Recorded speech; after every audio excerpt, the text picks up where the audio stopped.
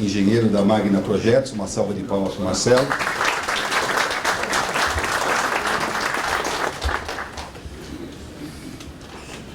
Jean Carlos Pejo, que é representante da Associação Latino-Americana de Ferrocarril, por gentileza. Jean, seja bem-vindo, fique à vontade. O Luiz Felipe Valerim Pinheiro, sócio da VPBG, advogados e também diretor da casa, seja bem-vindo.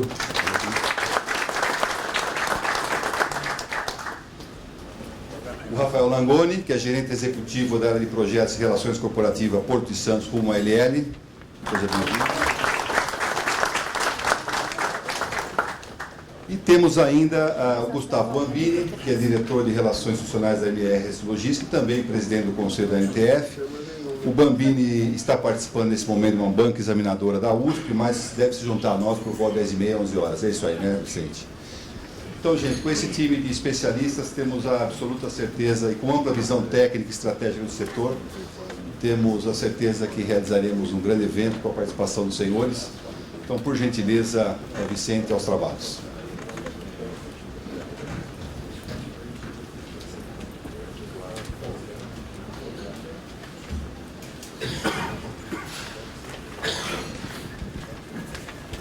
Obrigado, Pedro. Bom dia a todos. Eu queria também, em nome do DEINFRA, do nosso Logística e Transporte do DEINFRA, agradecer pela presença de todos, e o auditório cheio mostra efetivamente que a gente está no caminho correto de falar, além da infraestrutura de uma forma geral, falar também do setor de transporte. Como o Pedro lembrou bem aqui, nós tivemos um evento, foi dia 24, quer dizer, tem um mês aí que nós fizemos um evento, e tivemos a participação do governo federal, através de 2 diretores do Ministério do Planejamento, que expuseram o PIO como um todo. E hoje a gente pode, eventualmente, abordar aqui, seguramente será abordado, nós não temos ainda todas o resumo de todas as palestras, mas fatalmente nós falaremos do PIO, que é extremamente importante, não só para o setor ferroviário. E, aproveitando só, antes de iniciar a nossa palestra, fazer alguns avisos. Nós vamos ter 5 palestrantes, 30 minutos cada um, e ao final, por volta do meio-dia, nós teremos meia hora para debate.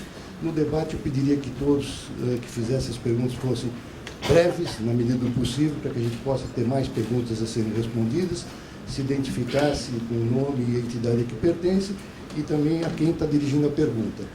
E, falando rapidamente do PIO, nós temos aí um projeto ferroviário de 86 bilhões, nós na BIFER, e até no próprio DEINFRA, por que não dizer, a gente dividiu esse bloco de 86 bilhões em 3 partes. A primeira parte de investimentos mais imediatos, que são os 16 bilhões de reais, que serão investidos pelas concessionárias atuais, na medida em que o governo aprovar a renovação antecipada das concessões. Um segundo bloco, são 4.000 quilômetros de ferrovias, 2 na Norte-Sul, uma paralela ao Norte-Sul até Miritituba, e a quarta, que eu espero que o Jean possa ter um tempinho aqui de falar da ferrovia Rio de Janeiro-Vitória, que é o 4º componente desse bloco de 30 bilhões de reais, que são investimentos de médio prazo. E o último dos investimentos, mais a longo prazo, é a ferrovia, hoje impropriamente chamada de bioceânica, porque na realidade está indo de Campo Norte para o Acre, então ela não chega a ligar os 2 oceanos, como é a proposta original lá do Porto do Açu, que são investimentos chineses que vêm por aí, e nós da indústria ferroviária estamos muito atentos, e eu quero de novo, eu tenho em todo lugar que eu tenho me manifestar que serão muito bem-vindos, mas que a indústria brasileira terá toda a força suficiente aqui no Brasil para fabricar os equipamentos aqui e não virem efetivamente da China. Então, era essa mensagem inicial que eu queria dar, agradecendo a todos, iniciando a apresentação pelo nosso engenheiro Marcelo Perrupato, companheiro de velhos tempos, nosso guru, né? E que vai falar um pouquinho para a gente sobre o momento ferroviário atual.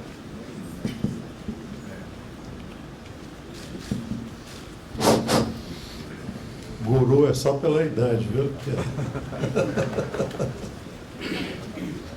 Bom, eu queria agradecer o convite e estou vendo aqui vários companheiros. Todo mundo ouviu dizer aqui naquele sambinha de uma nota só, acho que é do Gilberto, né? João Gilberto, né? Eu estava preparando assim um pouco de emergência algumas coisas para comentar com vocês aqui, e me ocorreu a ideia de que eu ia fazer uma palestra de um slide só. Eu acho que ele é o primeiro que eu vou apresentar aqui. Se a gente começasse a discutir em cima desse slide aí, já ia dar para esgotar os 30 minutos. Não sei se apagando um pouco as luzes aqui vai melhorar ali. Esse slide aqui eu tirei de um documento do Banco Mundial, foi importado de lá. A gente só fez uma adaptação aí no texto para passar para português, mas ele chamou isso de um círculo vicioso da instabilidade política.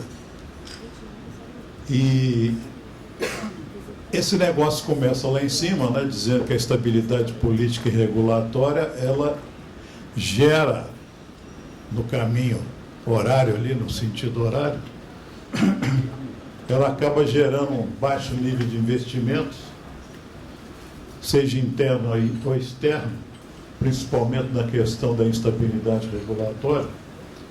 Bom, isso acaba afetando também o crescimento econômico, né, com baixo crescimento ou taxas negativas. Isso acaba convergindo, então, por questões de redução de taxa de emprego, comoções sociais, conflitos, pobreza, e isso rebate de novo na instabilidade política, e a gente fica rodando em cima desse assunto aí. E o que a gente tem discutido muito depois de décadas aí trabalhando na área de transportes é que nós não estamos precisando mais de discutir a problemática da infraestrutura brasileira, porque todo mundo que está aqui conhece profundamente o que é que nós temos que fazer, o que é que nós precisamos. Talvez, hoje, eu vindo de Congonhas para cá bem cedinho, o motorista do táxi também estava abordando o assunto, quer dizer, isso já saiu da esfera técnico-administrativa gerencial nossa, onde nós atuamos, e está no meio da rua. A verdade é essa, está no meio da rua. Então, nós e nossos companheiros já chegamos à conclusão que a gente não tem que discutir mais a problemática e partir para a solucionática. Porque, eu não sei se todos lembram, mas nesta casa aqui na Fiesp, foi lançado em 2006, um trabalho do qual eu fiquei encarregado na coordenação geral, que foi o Plano Nacional de Logística e Transportes. Tudo que a gente está discutindo hoje estava lá, né? Então, deixa eu passar aqui, para ver como é que isso vai. Então, nós chegamos, na época, num cálculo de 430 bilhões de investimento, que era uma demanda que a gente tinha visualizado para ser cumprida num prazo de 16 anos, porque o PNLT foi composto por 4 períodos de PPA. PPA, o Plano Plurianual de Investimentos, que é aprovado pelo Congresso, é uma lei, é o melhor que a gente tem depois de um plano estratégico, que era o PNLT, que, embora não tendo sido lei, ele foi aprovado por uma reunião do Conselho Nacional de Integração das Políticas de Transportes, que é o CONIT. Bom, estava muito claro aí, então, que nesse esforço de investimento, e os projetos foram todos detalhados um a um, e a gente já tinha um viés aí muito forte para atender a questão ferroviária. Era uma previsão de jogar 47% desses investimentos aí nas ferrovias. Esses slides são resumos aí de um curso de pós-graduação em ferrovia que eu estou ministrando para a Faculdade Estácio de Sá. Comecei em Belo Horizonte sábado e domingo passado, porque esses cursos são dados só em fins de semana, já que os alunos que estão lá são todos formados e trabalham. Então, eles não têm outro horário que não ser assistir 10 horas de aula no sábado e 10 horas de aula no domingo. Daqui a pouco eu estou fazendo Rio de Janeiro, depois venho aqui para São Paulo e eu não sei onde mais, porque a quantidade de curso de pós que está surgindo por aí é bem grande. Num desses slides aí, a gente tinha feito um sumáriozinho de fechamento, colocando mais ou menos qual era o esforço de investimento que o Brasil tinha que fazer naquilo que eu chamava os 10 anos da maré boa. Pior que essa maré boa passou.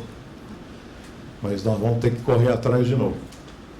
Não era um esforço muito grande, porque dos 430 bilhões nós conseguimos emplacar o PAC 1. O PAC 1 levou aí, com metade do PAC 2 levou, deixou um saldo de 300 bilhões para ser investido. Esses 300 bilhões, a gente tinha previsto aí que a razão de 30 bilhões por ano ia representar um esforço bem modesto de 0,6% do PIB, o que não é muito, porque os países que estão com companheiros, que eu costumo botar companheiro entre aspas, porque ali a disputa é grande, está todo mundo querendo se virar na frente do outro, mas eles estão crescendo a taxas muito superiores a nossas em termos de investimento. E a outra coisa que está subjacente a isso também é que o custo logístico brasileiro também é muito elevado. Nós estamos na base de 20% aí de impacto da logística brasileira, ao ponto que os demais países que concorrem conosco em escala de produção, em tamanho, em população, estão na faixa de 11%, 12%.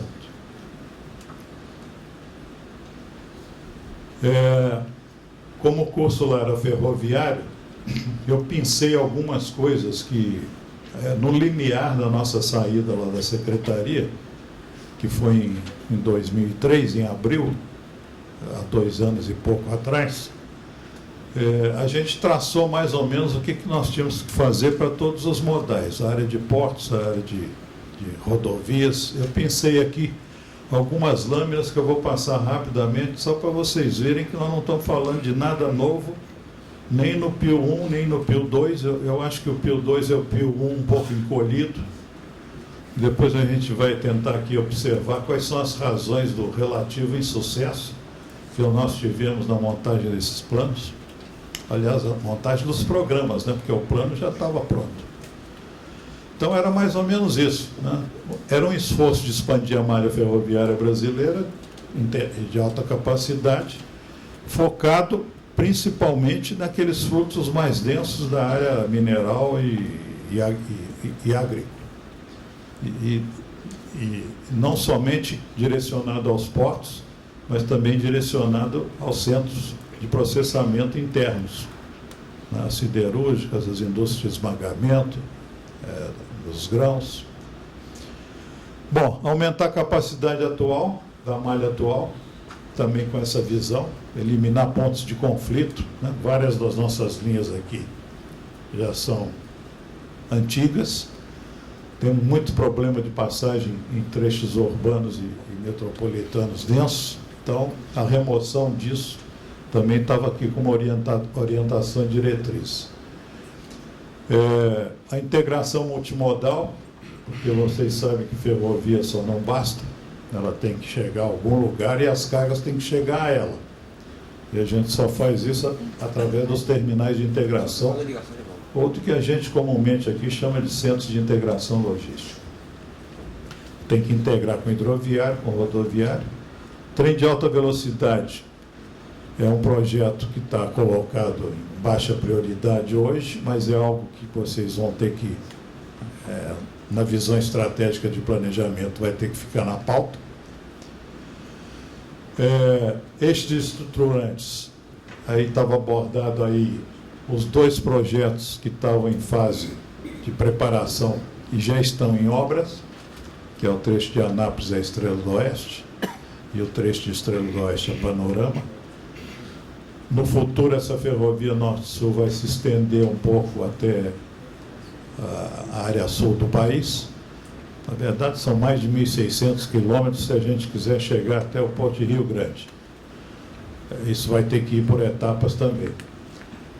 Esse trecho de Panorama Dourados, ferrovia de integração do Pantanal, a Oeste-Leste, que está indo bem, né? Ela teve problemas aí de definição a que ponto do litoral da Bahia ela iria chegar.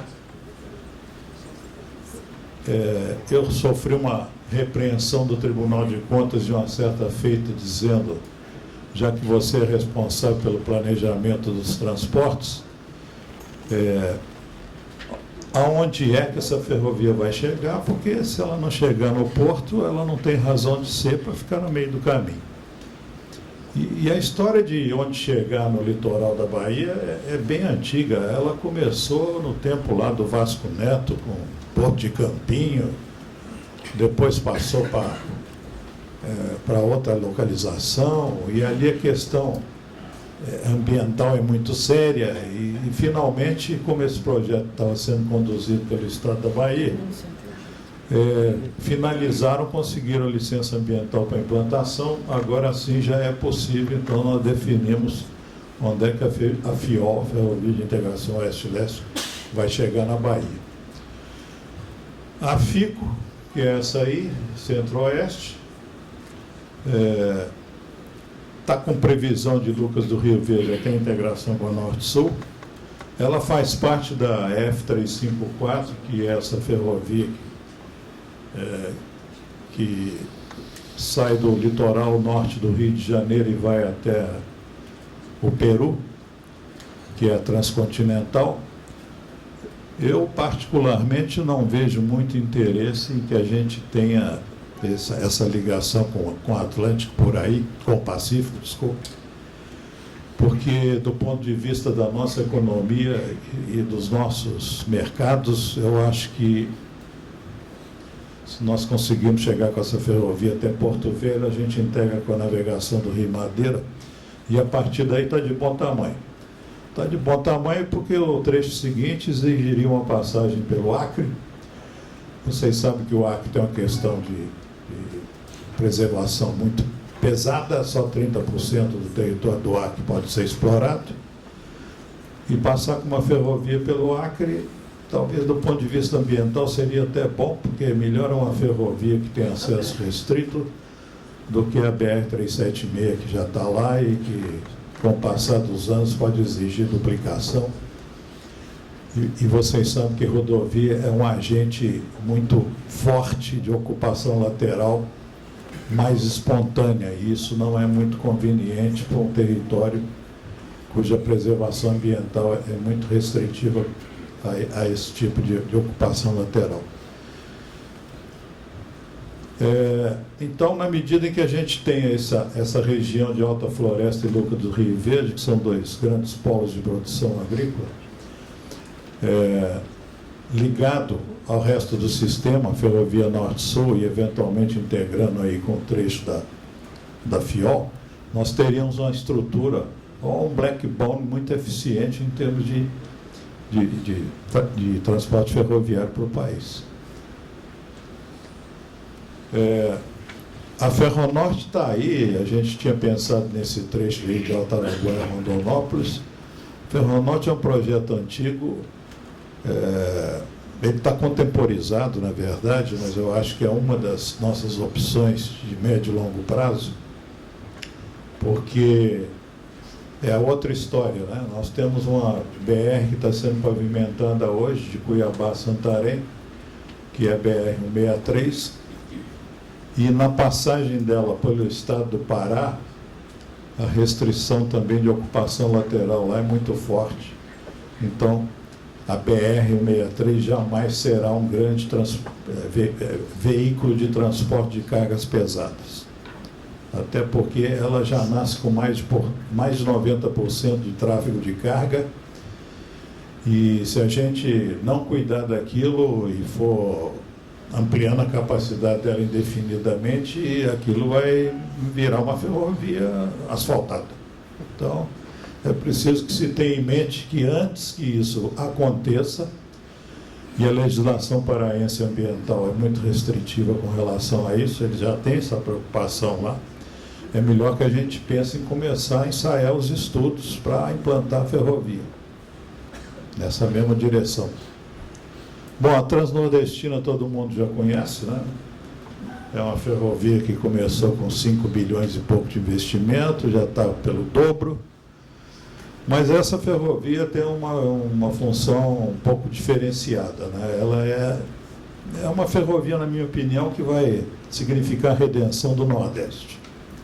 O Nordeste tem potencial, passei quase metade da minha vida por ali. Tem um mercado razoável em termos de geração de cargas. E com aquele dual dos portos de Suape e Pecém, integrados por uma ferrovia de boa capacidade, ele acaba criando alternativas interessantes para nós escoarmos outros produtos pelo norte, né? Porque os nossos compradores, prioritariamente, hoje estão na Ásia, do lado de lá, ou no hemisfério norte. Então, tudo que a gente puder fazer para escoar essa produção que está hoje migrando do centro-oeste para o centro-norte, não só na área agrícola, mas também na área mineral, quanto mais infraestrutura de saídas pelo norte, melhor do ponto de vista de custo logístico para o país. Bom, os acessos aos portos, de alguma maneira, estão sendo cuidados, mas ali a gente tinha listado todos que estavam na pauta. Alguns deles são investimentos que podem ser feitos pelo setor privado, mas uma boa parte deles hoje está na mão do setor público ainda.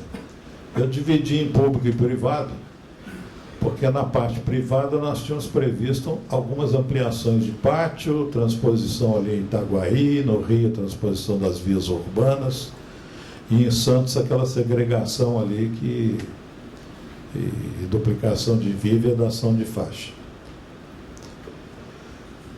Ainda na linha de corredores ferroviários e contornos, nós listamos ali alguns investimentos e, para minha surpresa, eu estava acabando de sair de Belo Horizonte no domingo à noite passado e, quando fui abrir o noticiário, eu cheguei à conclusão que aquela passagem por Belo Horizonte já estava sendo inaugurada. Era uma obra que foi conduzida pela Vale por conta do encontro de contas que tinha com a União. Então, a gente conseguiu resolver o problema da transposição da ferrovia de carga em Belo Horizonte, beneficiando, inclusive, o tráfego da própria cidade, porque tem 3 viadutos novos lá, obras de transposição, o trem lá que estava passando a velocidade de menos de 20 km por hora e com várias interrupções, hoje já pode passar lá na velocidade comercial de 60 km por hora, o que é um grande benefício em termos de passagem por região metropolitana. Mas eram esses aí os investimentos, também estavam na pauta. Aumento de capacidade, todos eles listados aí. Eu estou colocando isso para vocês porque a gente só tem meia hora aqui, então isso aqui é mais ou menos para confirmar que a problemática não existe mais, porque ela estava excessivamente já proposta, né? Isso aqui não vai. E esses estudos de ferrovias para integração multimodal, a gente listou também porque vocês se lembram que algumas dessas estradas aí, nem todas elas têm um problema de conexão muito preciso. A nova Transnordestina não está chegando aí na Norte-Sul, não temos ainda essa previsão, e é essencial que chegue. Né? Então, tem algumas coisas aí que estavam na fase de estudos ainda. Né? Tem uns 1.620 quilômetros lá do trecho que vai chegar no Porto de Rio Grande. Então, não é pelo fato de que nós não temos necessidade de fazer isso agora que nós não temos que desenvolver os estudos. Porque um dos pecados que a gente tem cometido é que a gente não monta uma carteira de bons projetos. Então, via de regra, esses programas de obra estão sendo lançados em cima de estudos absolutamente precários.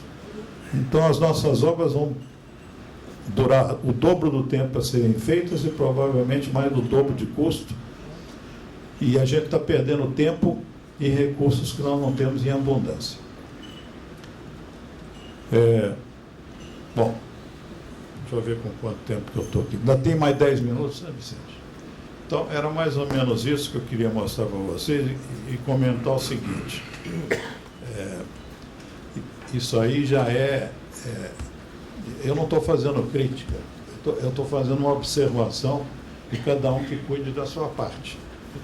Porque quando veio esse negócio do ajuste fiscal e dos cortes de investimento, nós já estávamos vindo de uma trajetória onde o setor privado, nos investimentos de infraestrutura de transporte, estava participando com um pouco mais de 1/3, caminhando já para 40%.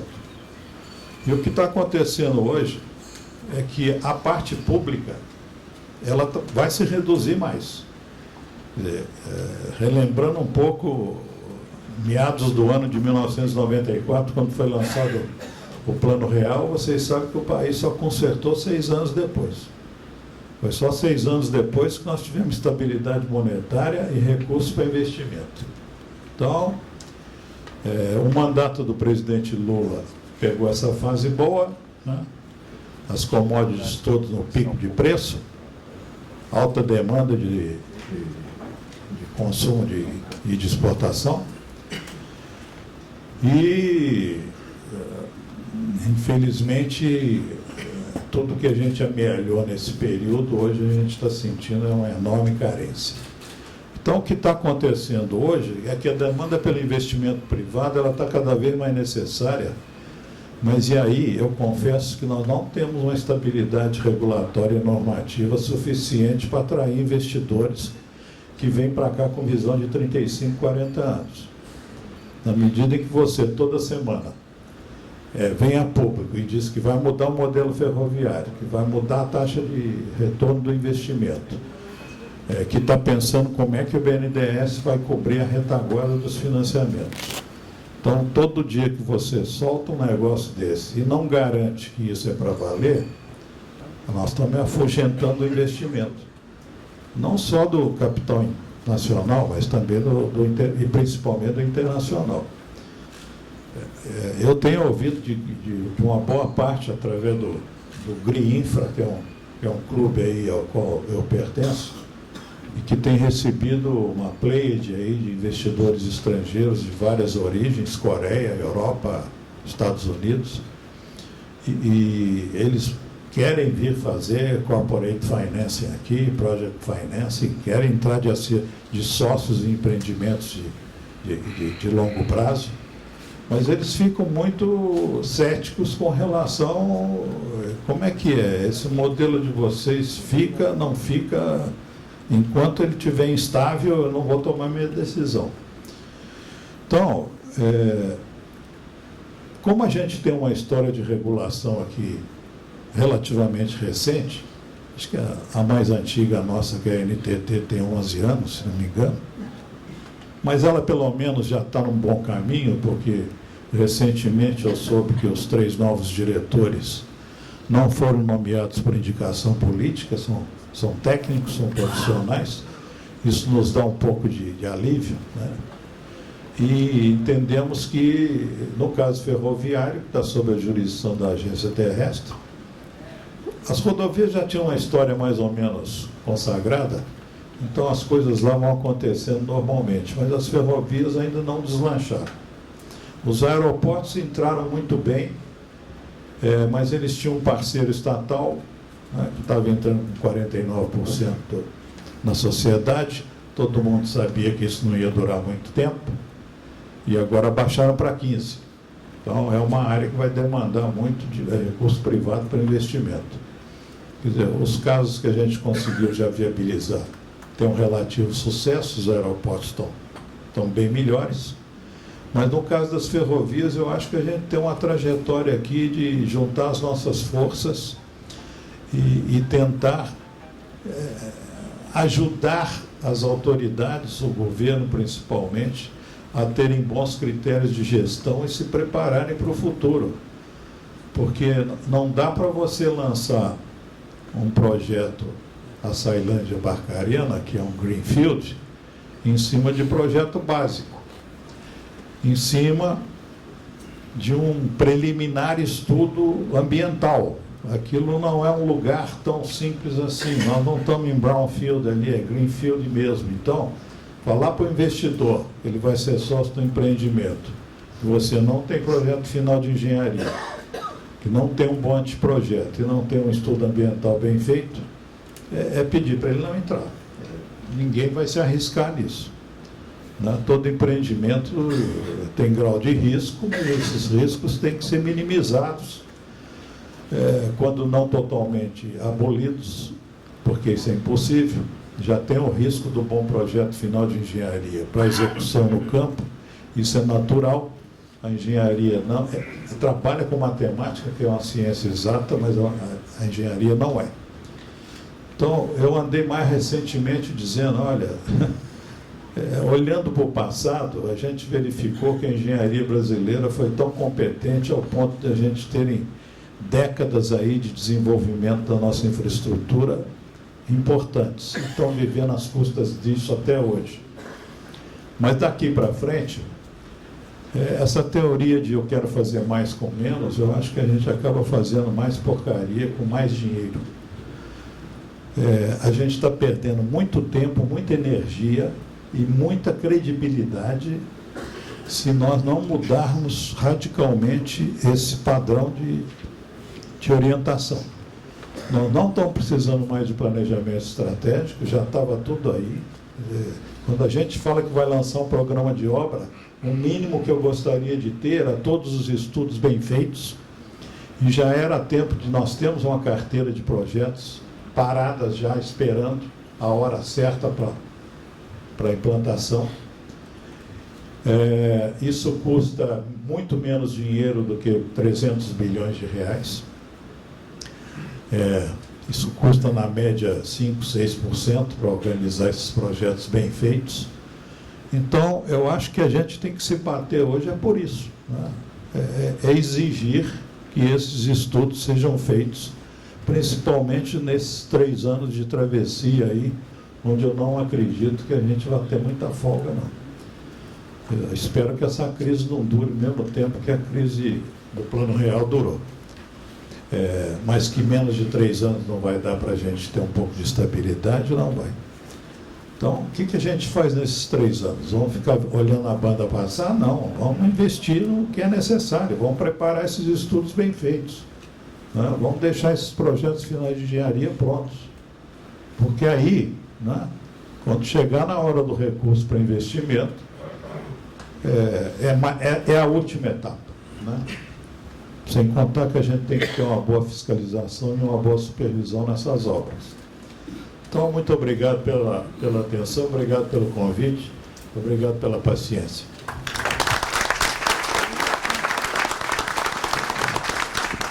Muito obrigado, Marcelo. Eu queria agradecer, que eu não fiz isso no início, aos nossos palestrantes, e queria fazer um rápido comentário. É extremamente importante essa questão dos projetos. Para esses projetos do PIL atual, nós temos dos 6 PMIs em andamento, que estão previstos para serem entregues agora em agosto, 3 deles são relativos ao PIL atual. Então, eu acho que é fundamental para que a gente tenha esses 4 projetos que eu mencionei, 2 da Norte-Sul, de Miritituba, são 3 que têm PMIs que serão entregues agora em agosto, então uma etapa que será vencida. E o do Rio de Janeiro Vitória já tem um projeto feito, que o Jean vai comentar, e que já foi colocado em audiência pública dia 10 de julho. Eu queria agora passar a palavra ao Jean, e nós não esquecemos aqui no DENFRA a questão do transporte de passageiros sobre trilhos, e o Jean vai falar um pouco sobre os trens regionais. E é uma pena que o PIL geral que nós tivemos agora em 9 de junho não tenha contemplado nada de mobilidade urbana e também nada de hidrovia. Então, são 2 pontos que eu acho que o governo tem que atacar logo em seguida a esse PIL que foi lançado em 9 de junho. Já, por favor.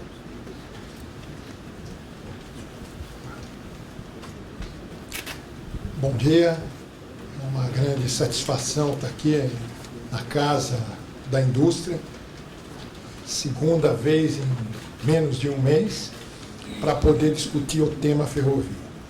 Me foi solicitado pela organização para falar sobre trens regionais. Logicamente, nós não vamos citar nada aqui sobre trem metropolitano, sobre metrô, sobre VLT, sobre monorails, etc. O que nós vamos falar é sobre os trens regionais e trens de longo percurso. A ideia básica e o interesse nosso aqui nessa exposição é o de discutir o tema, trazer reflexões, sair um pouquinho daquele tipo de apresentação quando se discute trens regionais, N projetos dos quais N não tenham resultado, êxito. Então, praticamente, a gente vai discutir aqui por que esse serviço ele existe no Brasil. Vamos comentar um pouquinho das tentativas sem êxito e, finalmente, existe chance.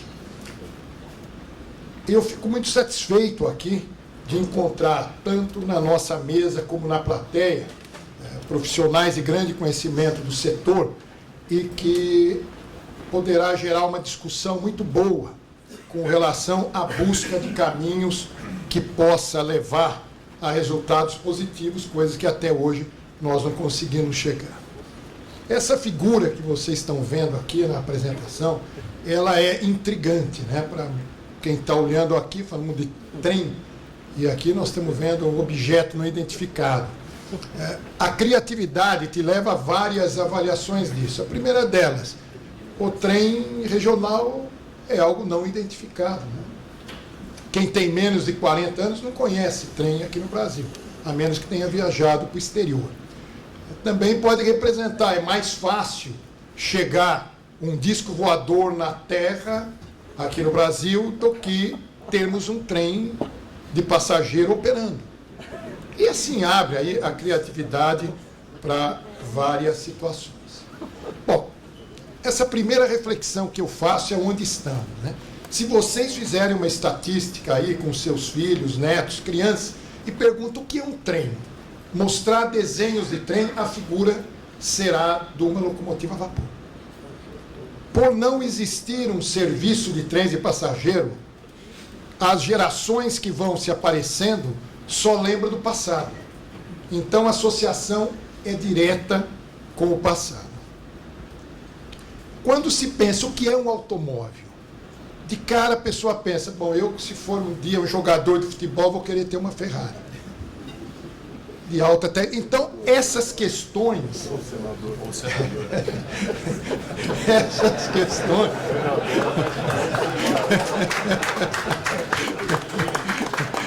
Essas questões, elas realmente têm uma impactação muito forte e a responsabilidade que todos nós temos de tentar buscar um caminho de reversão.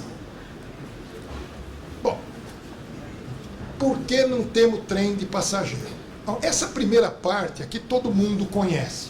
Eu tenho certeza que o segundo slide vai gerar um pouquinho mais de discussão. Mas esse, claro, é sempre bom lembrar que no período de 60 e 90, a prioridade do desenvolvimento da indústria automobilística e a consequente expansão de rodovias em regiões densamente povoadas. O caso típico é São Paulo, né? São Paulo, existem excelentes ferrovias a nível de qualquer primeiro mundo, onde a competição com a ferrovia praticamente inexiste e em curto prazo dificilmente vai existir em longas distâncias. Talvez em distâncias mais curtas elas sejam viáveis. Um abandono do Estado pelo investimento em ferrovia. Se nós olharmos o que aconteceu nas décadas de 70, 80, 90, eu não vou falar um pouquinho dos dias de hoje, mas praticamente, em termos de expansão de sistema de passageiro, de longo percurso e de trem regional, não houve nada, zero. Não teve 1 quilômetro, pelo contrário, se reduziu alguns lugares onde existiam ferrovias. Bom, naquela época também existia uma menor responsabilidade com a sustentabilidade ambiental. Era um tema que pouco se falava naquela época. E para corroborar essa situação crítica, uma gestão deficiente na aplicação dos recursos. Isso implicou numa perda de atratividade para o passageiro. Só dando um exemplo muito simples aqui do estado de São Paulo, já que nós estamos aqui em São Paulo. Uma viagem, se fosse fazer de trem pelo traçado existente de São Paulo para Ribeirão Preto, teria que ter uma troca de trem em Campinas, porque as bitolas são diferentes, e a viagem iria durar pelo menos umas 8 horas. Se tem ônibus que faz a viagem confortavelmente em 3 horas. Bom, agora sim, nós vamos colocar alguns pontos que eu acho interessante e que tem sido pouco discutido publicamente essa questão, que vale para o passageiro, mas vale também para o cara. Com o sistema de concessão, a escolha das concessionárias foi pelo serviço heavy haul. Ou seja, o período em que foi feitas as concessões ferroviárias, claro, o modelo de sucesso era o serviço prestado da Vale, um serviço heavy haul para transporte de minério com excelente desempenho. Então, se criou e firmou um conceito de que ferrovia só pode ser heavy haul. Para ser produtiva tem que ser heavy haul. Isso não é realidade. Existem muitos serviços ferroviários que não são heavy haul. Logicamente, não é justificável colocar um serviço não heavy haul numa infraestrutura heavy haul. Então, esse é um tema crítico que existe hoje e que é uma reclamação de muita gente do porquê da não utilização de praticamente 2/3 da malha ferroviária brasileira que foi concedida. Bom, voltando para o nosso passageiro, o conceito de ferrovia heavy haul retirou onde tinha eletrificação, tinha eletrificação, porque o sistema eletrificado não permitia trens de grandes tamanhos. Eram sistemas de eletrificação de 3.000 volts, posição de subestação, para trens que eram de tamanho médio, ou até trens de passageiro de velocidade maior. Vários trechos foram abandonados por essa razão, porque não tem o volume de tráfego necessário para justificar a produtividade de uma ferrovia heavy haul. E, logicamente, a desmobilização de várias estações para que se reduzisse os custos, estações que não tinham aplicação nenhuma para um transporte heavy haul de carga. Com isso, houve um abandono total do material rodante rebocado. E, nesse cenário, aquilo que o pessoal diz, né, que no Brasil se cria jabuticabas, né, é que se criou um tabu de que ferrovia de passageiro não pode compartilhar com via de trem de carga. No mundo inteiro, na China, nos Estados Unidos, em todo lugar, a linha que se usa passageiro se usa trem de carga.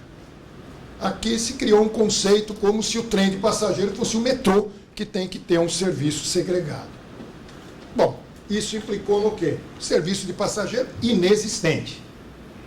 Vamos separar aquele serviço prestado pela Vale nos sistemas norte e sul, que tem 2 pares de trem de passageiro diário, mas é muito pouco para um país da dimensão do Brasil. Bom, agora vamos dizer o quê? Nesse cenário todo que a gente viu de desmobilização, nós tivemos, e eu não vou voltar muito para trás, não, estou puxando da década de 90 para cá, nós tivemos vários programas para desenvolvimento de trens regionais e trens de passageiro. E dicas de passagem, o que é mais preocupante. Esses trabalhos foram bem desenvolvidos. Foram trabalhos amplamente discutidos, todos eles. Então, no início da década de 90, logo em seguida, no programa das concessões, em 96, 97, o BNDES estabeleceu 64 trechos, foi estudado, avaliado, que poderiam ser utilizados para trens de passageiro regionais. Se discutiu, aqui nessa casa, no CIMEFRE, teve várias workshops, várias tentativas de viabilizar, e trouxe só uma questão útil, isso é verdade. Se gerou o trem da Bom Sinal. Essas reuniões é que motivaram o trem da Bom Sinal, que fabrica os VLT em operação, principalmente nas cidades do Nordeste. Bom, daí veio o trem do Pequi, né, que muita gente chamava, é o trem Candango, é o trem do Joaquim Roriz, que era uma carona no trem de alta velocidade para fazer o trem Brasília-Goiânia. Esse trem Brasília-Goiânia também foi insucesso, não aconteceu, mas atualmente tem um estudo em desenvolvimento na NTT, através de recursos do Banco Mundial, para tentar viabilizar um projeto de trem regional para Brasília-Goiânia. Bom, Otávio, Rio de Janeiro, São Paulo. Vou voltar mais atrás, vou vir mais já no período de 2005, 2006, que foi um processo amplamente democrático. A discussão do trem de alta velocidade, eu praticamente participei de umas 12, 13 audiências. Provavelmente teve mais, não quero ter a intenção de ter participado de todas. Um programa amplamente discutido com a sociedade, com associações de classe, se tentou fazer, houve vontade política, muitas vezes se critica, as coisas não acontecem por vontade, houve e não aconteceu. E não tem prazo para retomar. Bom, vamos sair desse lado, vamos vir para o Estado de São Paulo. O Estado de São Paulo fez o Expresso Bandeirante, com financiamento com o Fundo Espanhol, que não aconteceu. No início da primeira gestão no governo Alckmin, uma das prioridades era os trens expressos. Então a CPTM desenvolveu estudos funcionais, buscou contratar projeto básico executivo para os trechos de maior densidade, que era, como se iniciaria com São Paulo, Jundiaí, São Paulo, Sorocaba, São Paulo, Santos. Estava de fora Jundiaí, Campinas e São Paulo, São José dos Campos, porque ao mesmo tempo corria a possibilidade do trem de alta velocidade que teria parada nessas estações. Se tentou, o programa não foi adiante porque o custo era alto, era um projeto todo novo, vários túneis, estação subterrânea na Água Branca, enfim, o programa também não saiu. Bom, uma outra iniciativa foi feita em São Paulo. Se criou os famosos trens regionais, as PPP. Então, com uma atividade forte lá da EDLP, com o Banco Pactual, depois a CCR entrando no sistema também. Ou seja, pesos pesados da economia atuando firme para fazer aquilo que a gente chamava lá de cruz, né? Era o aproveitamento de 450 quilômetros de linha no eixo Campinas-São Paulo, São Paulo-São José dos Campos, São Paulo-Sorocaba, São Paulo-Santos, e depois o estudo disse que até Americana seria bom. E aí se apostou as fichas, bom, agora esse programa deve seguir adiante, porque aproveita muito trecho de via, o custo ele é menor, tem participação forte na iniciativa, mas de novo o programa não aconteceu. As velocidades médias eram baixas, as segregações de linha que se criou lá no imaginário do setor ferroviário brasileiro já inviabilizava, porque já tem duas linhas, duas faixas para CPTM, precisava duas faixas para o passageiro, uma faixa para carga, para poder chegar até Jundiaí com carga, mas daí uma faixa era pouco, precisava de 6 faixas, não tem espaço. Resultado, a PPP dos trens já também não avançou. Bom, e nesse meio tempo aí, pegando os anos aqui, nós já falamos de 2013, 2014, a NTT retoma o programa do BNDES, analisa, tem um grupo excepcional, quem tiver interesse, acredito que esteja até disponibilizado em sites na internet, o relatório final do grupo que estudou esses 14 trechos que foram pinçados do programa do BNDES, estudo, EVTEA, para poder desenvolver estudos, e aí você tem vários trechos interessantes que poderiam viabilizar o trem, mas nada andou. Então nós realmente continuamos com aquele disco voador, com aquele programa que os ingleses lançaram anteontem, com financiamento lá do russo de 300 milhões de libras. Pode ser que eles encontrem lá o objeto não identificado antes de nós termos os nossos trens. Bom, então, o que a gente propõe, né, cenário, não adianta a gente olhar, puxa vida, nada deu certo, vamos cruzar as mãos e vamos jogar, esquecer que podemos ter um sistema de trem de passageiro. Então, a proposição que nós fazemos, e a proposição para o debate, é a de que não se tenha essa vinculação de não ter passageiro com carga. Nós podemos muito bem utilizar em regiões onde não se tem transporte de carga, porque as concessionárias não prestam serviço que não seja o de grandes volumes e que tem muito interesse regional, como exemplo a indústria cimenteira na região aqui de Presidente Prudente, região de Apiaí, não tem ferrovia. Vai culpar a concessionária porque não opera trem pequeno? Claro que não. A concessionária tem o foco de trabalho dela. Agora, não podemos deixar praticamente a existência de mais de 15 mil quilômetros de ferrovia, de faixa ferroviária inerte. Eu acho que isso nós temos que mexer. Eu acho que isso, a NTT, a sociedade, nós, em cada um no nosso campo de atividade, temos que buscar uma solução de tornar esses trechos hoje não operacionais como trechos operacionais, e aí sim, trazendo o transporte de passageiro junto com o transporte de carga. Bom, isso daí, claro, que tem que ter o interesse geral. Eu tive recentemente, não sei se o Vicente esteve presente, mas várias pessoas daqui estiveram juntos, na frente parlamentar aqui da Assembleia de São Paulo, discutindo como reativar o programa ferroviário do Estado de São Paulo, que é morto. O Estado de São Paulo, onde se passa, segundo disse o secretário aqui, nessa mesa onde está sentado o Marcelo, disse que passa 1 bilhão e 800 milhões de toneladas ano. A ferrovia não participa com 4%, tendo uma malha ferroviária de 5 mil quilômetros. Alguma coisa está errada. Alguma coisa nós temos que fazer para poder corrigir essa situação. Bom, outra coisa que pode ser feito nesse conceito desses trens regionais é o desenvolvimento de empreendimentos associados. Cidades, aqui, eu moro um pouquinho mais em São Paulo, que os exemplos são mais fáceis de dizer, até porque nós estamos aqui. Mas você pega cidades como Limeira, cidades como Americana, Presidente Prudente, Botucatu, são cidades grandes. Não são cidades pequenas, são cidades aí de 300, 500 mil habitantes. Que poderia muito bem, cidades menores lá na Europa, têm os seus trabalhos de trens regionais dessa cidade. Essas cidades demandam estacionamento, demandam centro de eventos, ou seja, vamos ser criativos, vamos sair da mesmice e buscar a solução.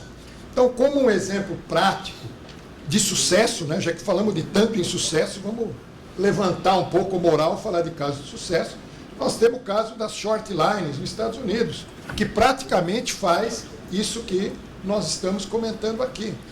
Então, só dando uma passada rápida, aí tem mais informações de carga na ocasião que levantei esses dados, não estava preocupado na questão do passageiro, mas viajei em muitos trens de passageiro em short lines nos Estados Unidos, em Dallas, no Novo México, em Denver. Praticamente 500 milhões de toneladas são transportadas pelas short lines. Isso é mais do que o Brasil tem feito, com todo o esforço dos últimos anos das concessionárias e com o boom do minério de ferro que nós tivemos nos últimos 10 anos e que enfraqueceu aí de 2 anos para cá. O movimento é enorme, é praticamente 25% do movimento total dos 2 bilhões de toneladas que são transportadas por ferrovia nos Estados Unidos. E lá nos Estados Unidos, a Amtrak, que é o grande sistema de trem de passageiro, ela usa a faixa das heavy haul, não é só de empresa pequena, não. Ela usa a Union Pacific, ela usa a Burlington. Ou seja, não tem esse tabu, né? Que aqui você tem que ter um espaço enorme para poder fazer trem de passageiro. Então, basicamente, a implantação das short lines, elas trarão um grande benefício para o sistema de carga, para a economia do país com investimentos que não são grandes. Não precisa fazer grandes pacotes de investimento para viabilizar o aproveitamento dessas vias. Lógico, vão dizer para mim, tem via que não vai ser aproveitada? Pode ser que sim, mas se dos 15 mil nós conseguirmos aproveitar metade, 7 mil, pelos preços que hoje são apresentados no PIL 2, já não volto para o PIL 1, em que o quilômetro de ferrovia está praticamente orçado na base de 7 a 10 milhões o quilômetro, nós estamos falando de 7 mil quilômetros, vezes 10 milhões, nós estamos falando de 70 bilhões, que está aí. Depende da gente. Bom, finalmente, quando a gente fala de trem regional, eu coloquei essa pirâmide, né? Nós podemos, por que não, iniciar um programa efetivo com aproveitamento desses trechos das short lines, criando já um ambiente de passageiro para que possamos chegar no trem regional, no trem expresso e, por que não, o Brasil ter um trem de alta velocidade. É incompatível se colocarmos todos os indicadores demográficos, sociais, econômicos sobre as cidades do Rio de Janeiro, São Paulo, suas cidades intermediárias, a renda per capita, as condições de crescimento dessas regiões, com qualquer lugar do mundo, qualquer lugar que tenha trem de alta velocidade, nós não podemos sonhar que um dia podemos ter um trem de alta velocidade, gerando tecnologia e fazendo com aquela criança que eu coloquei no segundo slide, o pensamento dela seja um trem, algo especial de 500, 600 km por hora. Muito obrigado, espero as perguntas.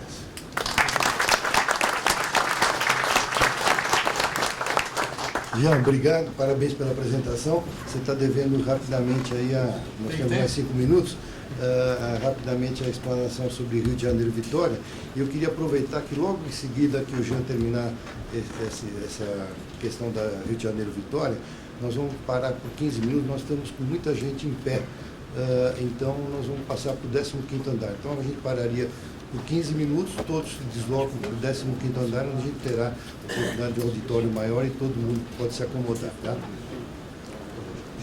Então, já que tem um pouquinho de tempo, procuramos seguir rigidamente o horário de trem, né? O nosso trem de passageiro não atrasa não, fica parado no congestionamento das marginais, né, Rodrigo?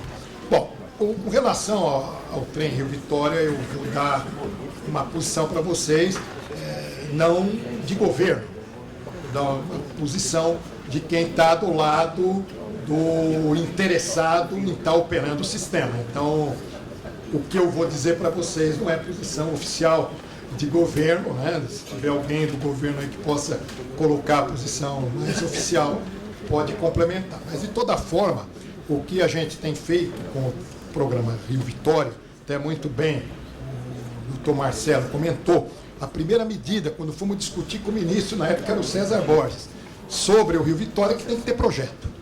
Então, foi desenvolvido um projeto, porque como que eu vou ter Project Finance, como que eu vou ter um estudo de viabilidade econômico-financeiro se eu não tenho projeto? Eu não sei quanto vai custar e não sei nem quando vai ficar pronto, porque os impactos ambientais podem eternizar a obra, como está acontecendo com a Transnordestina, que era uma obra que era para estar pronta em 2010, a previsão é para 2018, e vamos ver se vai ficar pronto em 2018, por problemas de não ter um projeto executivo bem determinado. Então, claro que o Rio Vitória tem isso, uma peculiaridade que eu acho que é importante passar para todos, né? Aqui em São Paulo, muito bem colocado, não sei se pelo governo ou algum marqueteiro, de que a linha 6 é a linha das universidades, né? O trem Rio Vitória, a ligação Rio Vitória, é a ferrovia dos portos, né? Porque ela integra portos do Rio de Janeiro, de Vitória, tem os portos do Açu, tem o Porto Central, tem mais outros portos intermediários e mais. Se o projeto do chinês tão decantado e falado, ela vai conectar com o Porto de Ilhos, lá no Peru. Então, realmente, essa é uma ferrovia, é a ferrovia dos portos. Houveram já 3 audiências públicas, a quarta, eu digo, uma em Campos, outra Rio de Janeiro, outra em Vitória. Vai haver a última audiência agora em Brasília, no dia 28, na parte da tarde, inicia às 2 horas, né, na NTT, e realmente o que se está discutindo muito hoje é o modelo, né? Porque primeiro tem que se fechar a questão dos estudos de demanda, porque como o PIL 1 era completamente diferente a forma de você desenvolver um negócio, porque antes você tinha um negócio de infraestrutura, agora o seu negócio na concessão vertical é um negócio de ferrovia. Então você tem que comprar locomotiva, você tem que comprar vagões, tem que comprar trem e mais, você tem que procurar cliente, vender o serviço, porque agora você não vai ganhar com a infraestrutura, com a venda do serviço, com a venda de faixa. Agora você tem que trabalhar com uma ferrovia. Então isso exige uma nova movimentação de players, trazendo para dentro do antigo consórcio empresas de operação ferroviária e, por que não, até as atuais concessionárias, em caso de ter interesse de participar nesse tipo de empreendimento. Só para fechar essa fala geral como posição, hoje o que está se discutindo muito é qual é o modelo. Se será concessão direta, se será PPP, em sendo PPP, como será o P público, como será formado esse funder. Já tem ideias de que seja utilizado o modelo adotado no Rio de Janeiro por Metrô Rio e da Supervia, de aumento do prazo de concessão através de investimentos.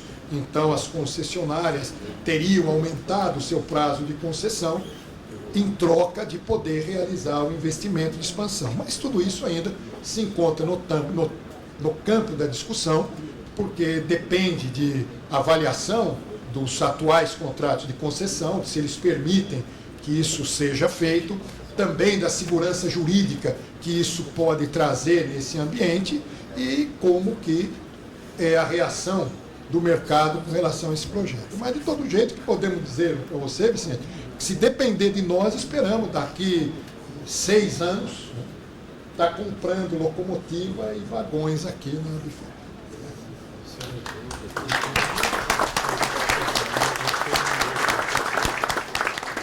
Bom, então... Não, pode ser depois. Eu queria comentar essa história do PMI, porque o Vicente falou que tem 3 PMIs aí já andando. Eu vou dizer para vocês o que o mercado me tem dito a respeito de PMI, para vocês entenderem que isso não é tão tranquilo assim, não. Vamos subir, então.